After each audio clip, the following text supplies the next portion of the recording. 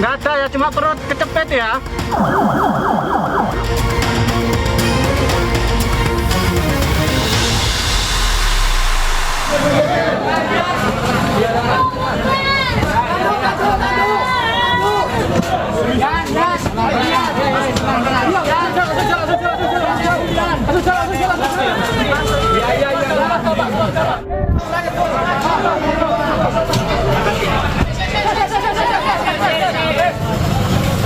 Ada lagi ya? Nggak ada ya, cuma perut kecepet ya. Di sebelah kiri, Cicil. Ya. Haikal. Kamu yang sakit apa, Nak? Semuanya sakit. Oke, semangat ya. Sabar. Ini yang baru sudah pertama. Kamu sabar ya. Sabar ya, Nak ya. Aku Ajis dari Rescue Surabaya ya. Sabar ya, ini usaha.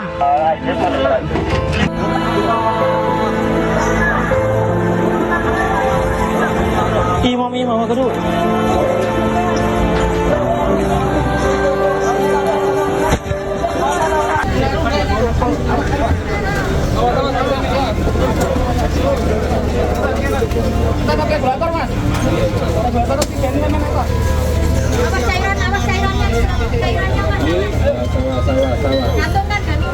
Awas cairannya, gantungan. Jangan ganggu. Tolong mundur.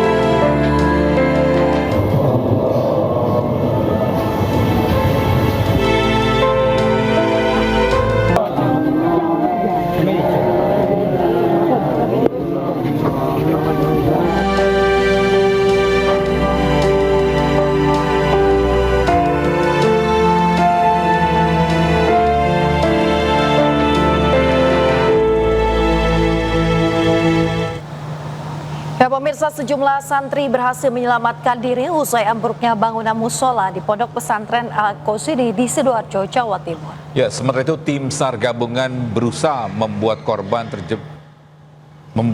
terjepit reruntuhan bangunan agar tetap sadar dengan terus mengajak komunikasi.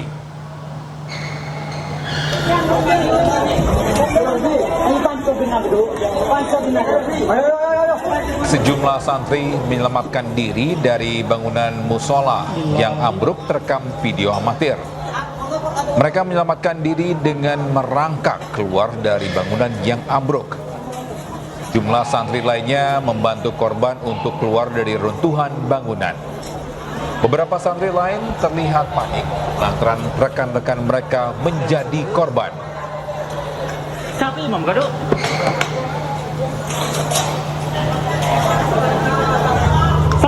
Yusuf, umurmu berapa? 16 tahun, apa yang muda? Ya. Pemirsa, sementara itu tim penyelamat berusaha membuat korban terjepit reruntuhan bangunan agar tetap sadar. Mereka terus mengajak korban berkomunikasi dengan menanyai kondisinya. Diketahui ada 2 korban terjepit bernama Yusuf dan juga Haikal yang saat itu masih bisa diajak komunikasi oleh tim SAR. Kamu sabar ya. Sabar ya, Nak ya. Aku Ajis dari Rescue Surabaya ya. Sabar ya, ini usaha. Ini dulu aja. Masuk. Ya, sementara itu jenazah Muhammad Soleh, santri Ponpes Al-Qasidi, ini korban meninggal robohnya bangunan musola, dipulangkan ke kampungnya di Bangka Belitung. Pemirsa, jenazah Muhammad Soleh, santri berusia 22 tahun, korban robohnya bangunan musola Ponpes Al-Qasidi, dibawa pulang pihak keluarga. Jenazah diterbangkan menuju kampung halamannya di Tanjung Pandan, Bangka Belitung. Korban sempat mendapatkan perawatan di RSUD NT Notopuro, maksud kami RT Notopuro, namun nyawanya tak dapat diselamatkan karena kondisinya luka yang cukup serius.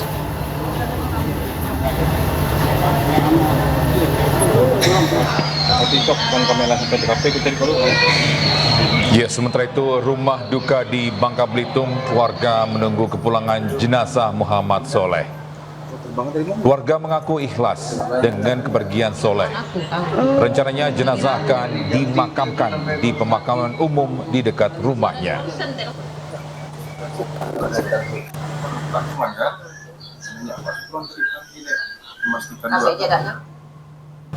Sementara itu pemirsa, Kepala Basarnas Marsikal Madia TNI Muhammad Syafi'i menyatakan sebanyak 102 santri menjadi korban runtuhnya bangunan Ponpes Al-Qasini yang terdiri dari 99 orang santri selamat, namun 3 orang dipastikan meninggal dunia. Berjumlah 102 orang, terdiri dari selamat 99 orang, meninggal dunia 3 orang. Saya menghimbau kepada seluruh masyarakat agar tidak menyebarkan informasi yang belum terkonfirmasi. Pemirsa, evakuasi korban runtuhnya bangunan Ponpes Al-Qasini ini Buduran Sidoarjo, Jawa Timur masih berlangsung. Ya, sejumlah keluarga masih menaruh harapan agar para korban masih bisa ditemukan dalam kondisi hidup dan selamat. Dan doanya Bu. Selamat Pak. Ibu Koyimah, warga Blega, Bangkalan, Jawa Timur merupakan orang tua salah satu siswa kelas 1 Madrasah Sanawiyah Al-Qasini. Ia adalah satu dari ratusan keluarga korban yang mengaku belum bisa tenang menunggu kabar anaknya ditemukan. Ratusan keluarga korban runtuhnya bangunan pondok pesantren Al-Qasini di Buduran Sidoarjo masih berkumpul di posko operasi Basarnas yang dibuka di kampus 2 Institut Agama Islam Al-Qasini yang berjarak sekitar 200 meter dari Ponpes. Di area gedung yang dibuka sebagai tempat istirahat, mereka masih terus menanti ada kabar baik yang diberikan oleh tim SAR sejak hari pertama kejadian. Kelas berapa sekarang Bu? 1 Sanawiyah. 1 Sanawiyah Bu ya. Terus Ibu tahunya awal dari mana Bu? Dikabari atau? Dikabarin Pak.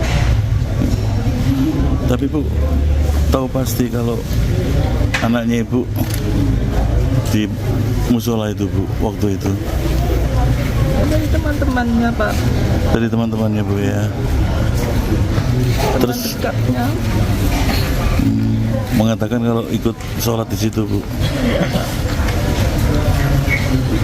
Sampai sekarang nggak sembuh Pak. Anak Ibu Koyimah, Ahmad Suhaibi, telah menempuh pendidikan di Ponpes Al-Qasini selama 1,5 tahun. Kini para orang tua dan kerabat masih berharap agar anak-anaknya bisa ditemukan dalam kondisi selamat. Dari Sidoarjo, Jawa Timur, Pramono Putra, iNews melaporkan.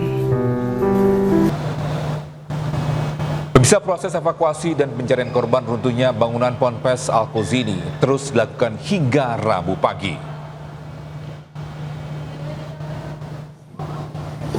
Dilakukan non-stop 24 jam, tim evakuasi dari Basarnas, BPBD Jatim, tim SAR, TNI Polri, serta Damkar melakukan upaya pencarian dan juga evakuasi korban dari balik reruntuhan bangunan. Dengan berbagai teknik, tim evakuasi berusaha untuk terus mencari titik lokasi korban. Secara bergantian, tim evakuasi masuk ke area runtuhan bangunan. Lokasi proses evakuasi pun steril dari warga maupun awak media.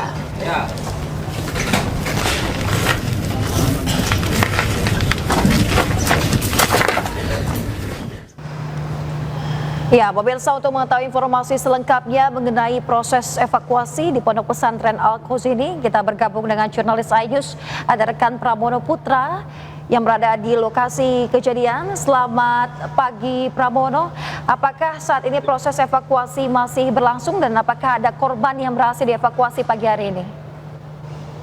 Ya, selamat pagi. Jadi proses evakuasi terhadap korban runtuhan di Pondok Pesantren Al-Qasini di Buduran Sidoarjo masih terus berlangsung hingga saat ini.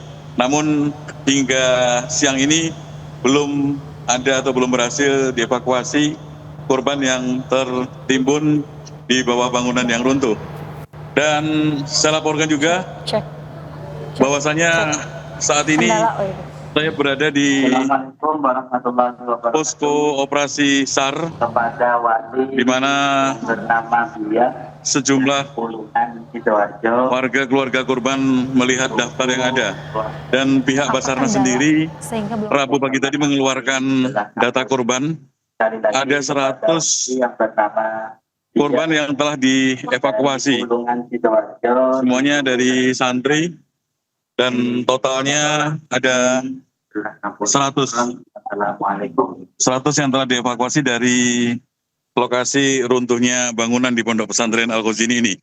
Sementara itu, saat ini di salah satu ruangan di Posko Operasi SAR Nasional ini juga telah berlangsung rapat tertutup yang dilakukan oleh Kepala Basarnas, Kepala BNPB, dan Kepala BPBD Jatim, kemudian dari jajaran TNI Polri yang diwakili oleh Kapolresta Sidoarjo. Menurut rencana, nanti setelah rapat tertutup, di salah satu ruangan di posko operasi ini akan dilakukan press release atau keterangan pers terkait apa dan bagaimana nanti tindak lanjutnya.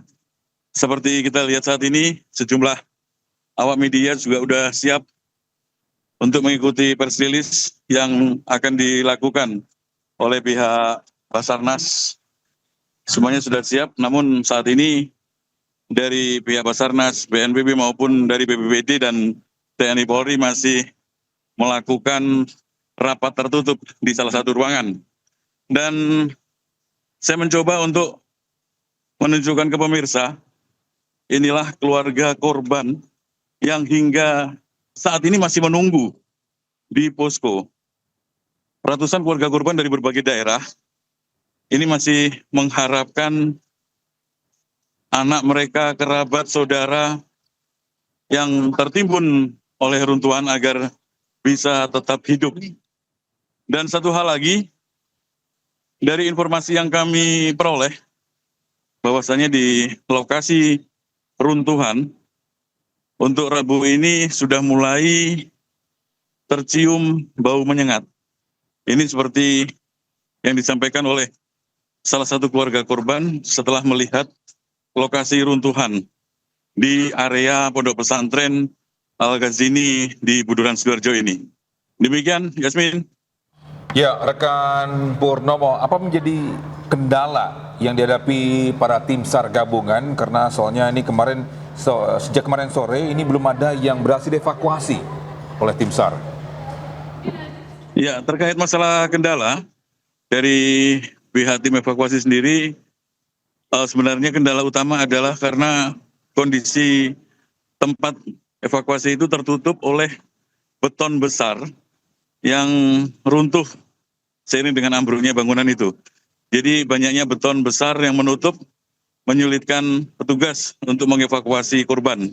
Sementara jika dilakukan dengan alat berat, tim evakuasi kembali memikirkan kondisi korban yang masih hidup di balik reruntuhan.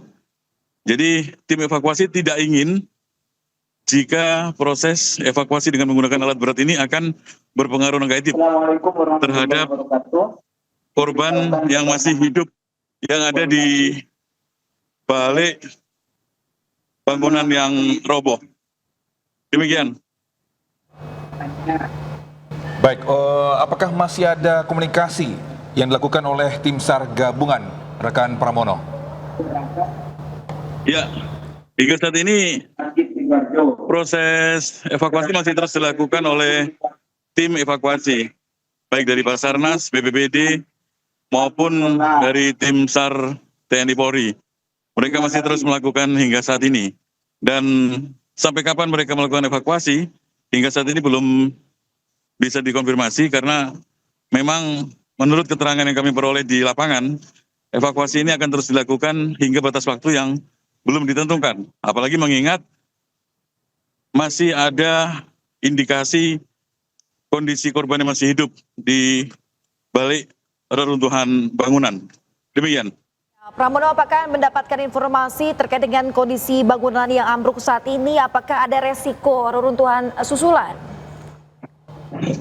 Ya, untuk runtuhan susulan kemarin memang diisukan ada, sehingga sempat membuat panik warga di sekitarnya. Namun ternyata itu hanya masalah miskomunikasi karena ada benda jatuh di sekitar lokasi yang diiringi dengan getaran. Jadi sebenarnya ambruk susulan diindikasi tidak ada dan sudah diputuskan tidak ada runtuhan susulan, yang ada hanya runtuhan pertama yang terjadi pada Senin sore. Dan yang terbaru lagi, informasi yang kami peroleh, bahwasanya per hari ini di sekitar lokasi runtuhan sudah mulai muncul bau yang menyengat. Bau menyengat ini diakui oleh sejumlah keluarga korban yang sempat datang di titik bangunan yang runtuh tersebut. Sementara dari pihak tim evakuasi sendiri belum memberikan keterangan resmi terkait masalah itu. Karena memang awak media tidak bisa mengakses lokasi, tidak bisa mencoba mengambil gambar atau melihat kondisi terkini karena awak media dilarang masuk keras oleh para santri atau keluarga besar pondok pesantren. Demikian. Ya, rekan Pramono, ini apakah tim SAR masih bisa berkomunikasi dengan korban yang masih tertimpa di bawah runtuhan? Ya, informasi terkini memang masih ada korban yang diindikasi hidup. Karena memang dari tim evakuasi masih bisa melakukan komunikasi, dan selain itu juga tim evakuasi mendengar ada suara dari balik bangunan yang runtuh itu. Demikian. Ya, Pramono, tadi Anda sampaikan sudah mulai tercium aroma tidak sedap dari titik ataupun dari reruntuhan. Lantas apa tindak lanjut dari petugas gabungan di sana? Ya, hingga saat ini kami belum mendapat konfirmasi dari petugas tim evakuasi. Kami masih menunggu rapat tertutup dari pihak Basarnas, BPBD, maupun dari TNI Polri. Karena saat ini Kepala Basarnas, Kepala BPBD, Kepala BNPB, Kapolres sedang melakukan rapat tertutup di salah satu ruangan di area posko operasi SAR nasional ini. Teman-teman media juga masih menunggu bagaimana hasil dari rapat tertutup yang saat ini tengah dilakukan. Ya, teman-teman Pramono. media semuanya masih menunggu.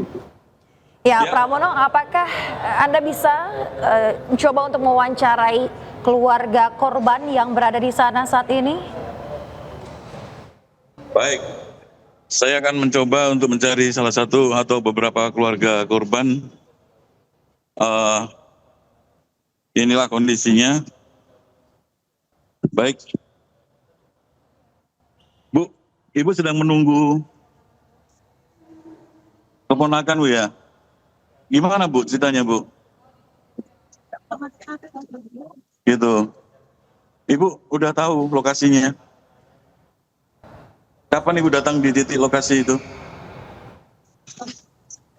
Kondisinya bagaimana, Bu? Nggak boleh masuk, Ibu. Terus Ibu tahu keponakan Ibu menjadi salah satu korban, tahu dari mana, Bu? Oh gitu. Ya, Pramono. Taunya pertama gimana? Pramono, kami tidak bisa mendengar suara dari keluarga korban. Mungkin audionya bisa lebih didekatkan lagi. Ya, bagaimana, Yasmin? Ya, kami tidak bisa mendengar suara ataupun penjelasan dari keluarga korban. Mungkin audionya bisa lebih didekatkan lagi.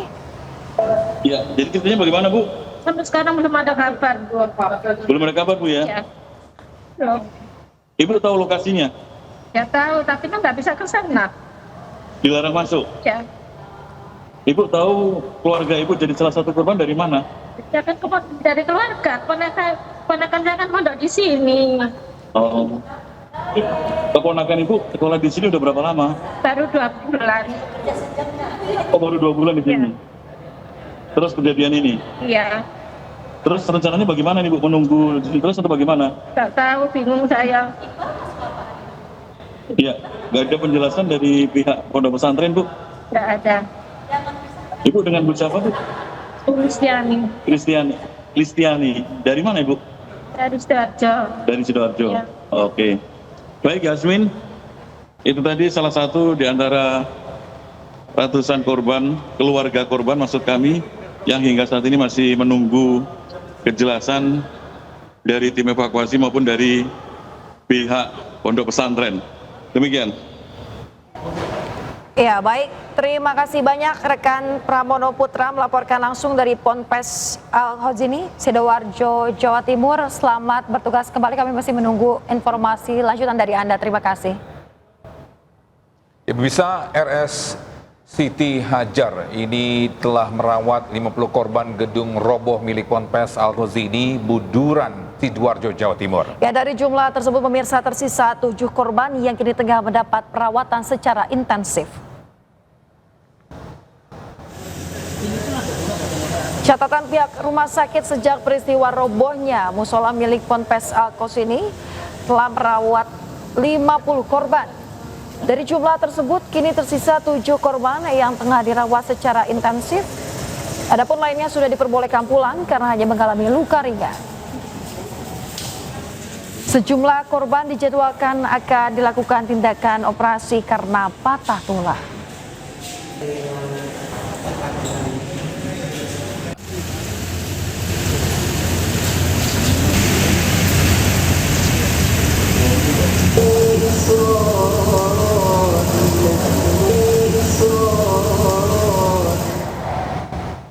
Ya, yang tadi kita lihat dari rekan Pramono tadi di lokasi memang masih menunggu juga ya untuk hasil. Kita berharap pun untuk proses evakuasi para korban runtuhan ini yang masih di dalam runtuhan ini bisa ditemukan dalam kondisi selamat tentunya, dan sejumlah korban lain yang sudah berhasil dievakuasi.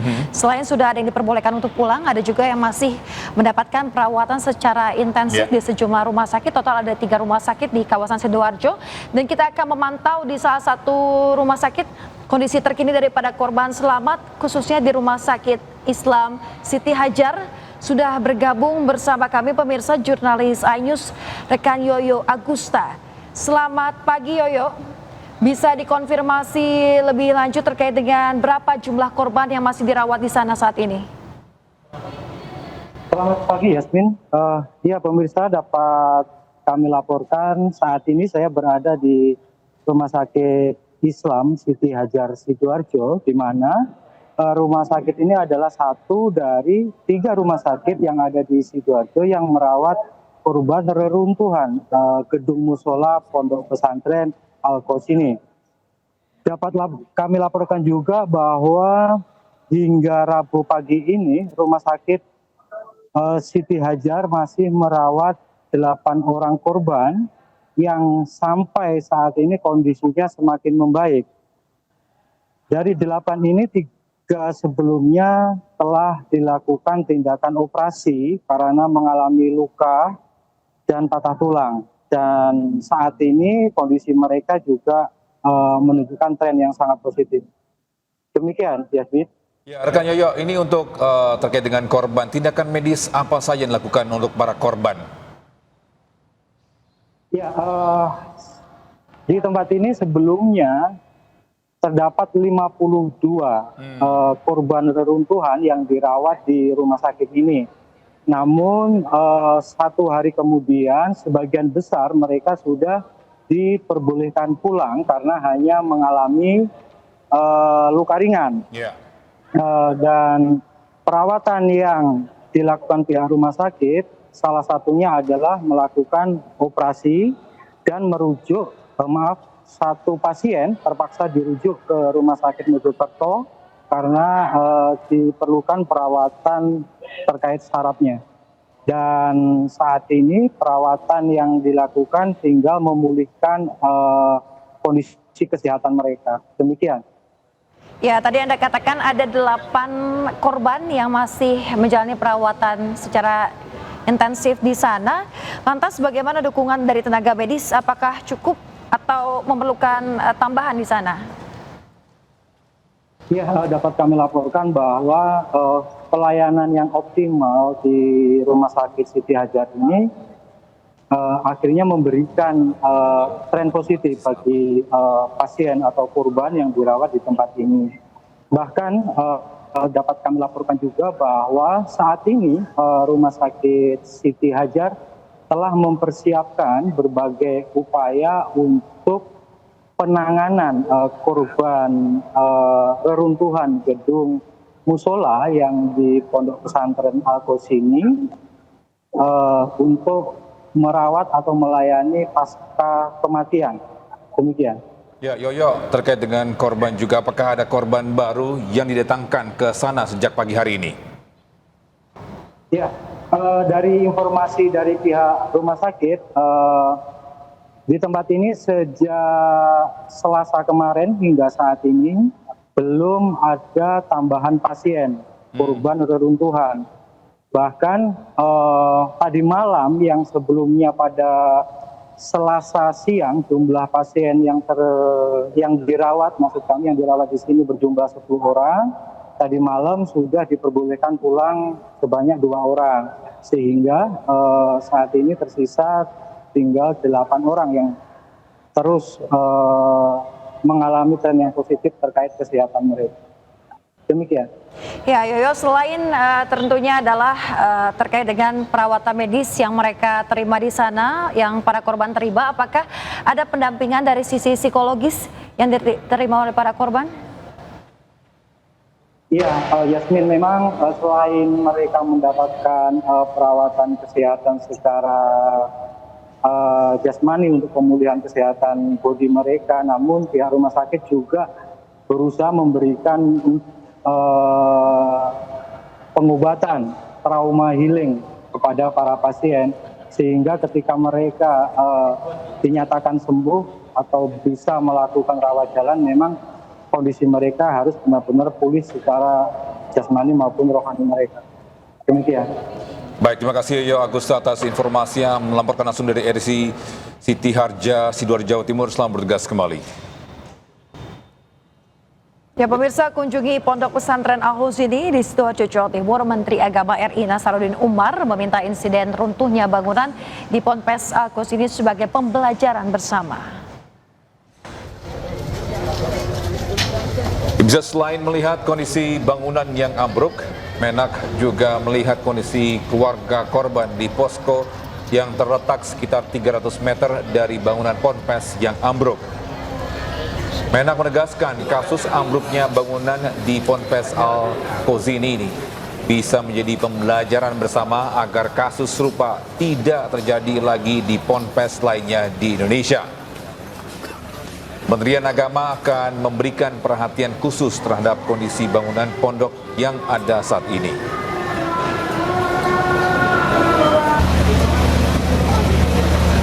Buat kita semuanya, terutama di lingkungan pondok pesantren, betapa perlunya kita, insya Allah kami juga nanti dalam Menteri Agama akan memberikan perhatian khusus tentang pembangunan fisik pondok pesantren. Sementara itu, Gubernur Jawa Timur Khofifah Indar Parawansa mengungkapkan duka mendalam atas meninggalnya 3 santri yang tertimpa musola di Ponpes Al-Huzini, Sidoarjo, Jawa Timur. Ya, Khofifah meminta keluarga untuk bersabar atas musibah ini dan penanganannya akan dilakukan sebaik mungkin oleh tim gabungan. Semua bisa dievakuasi dengan selamat, dan tentu ada yang dengan kondisi tertentu kemudian terkonfirmasi meninggal dunia. Tadi malam 1, pagi ini tadi 2. Kita semua berduka cita, mudah-mudahan mereka bahagia di sisi Allah, keluarganya diberi kesabaran, kekuatan, ketabahan, karena sampai dengan saya duduk tadi ada relawan yang menyampaikan bahwa sang ibu ini belum bisa makan sebelum ketemu anaknya. Jadi tadi malam kan hampir semua saya kelilingi, saya bersapa, karena ada di antara mereka yang melihat kok kenapa sepertinya berhenti evakuasi, karena mereka melihat kerennya kok nggak gerak, eskavatornya kok nggak bekerja.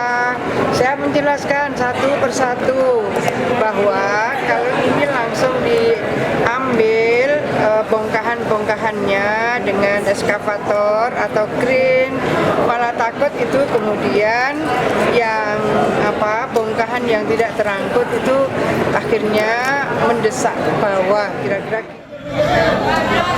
Ya.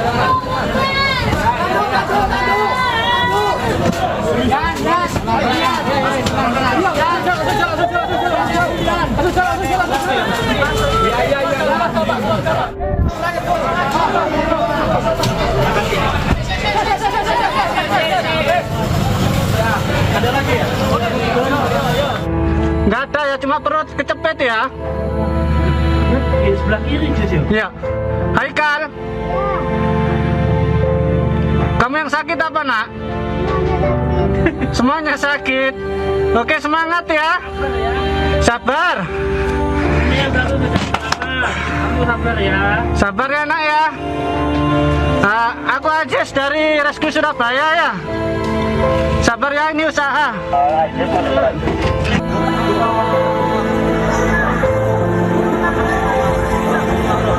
Mama kedua.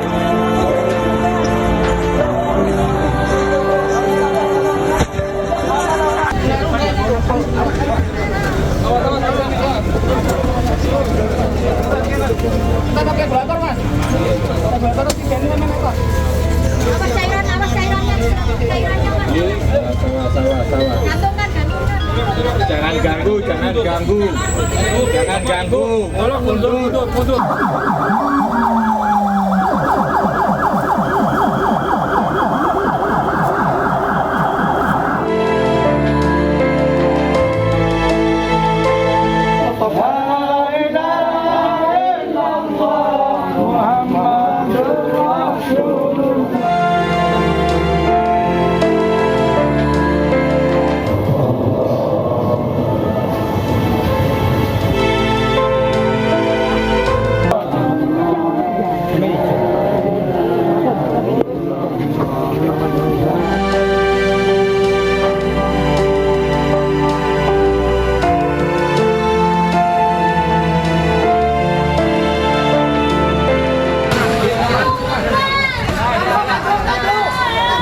Nggak ada ya, cuma perut kecepet ya.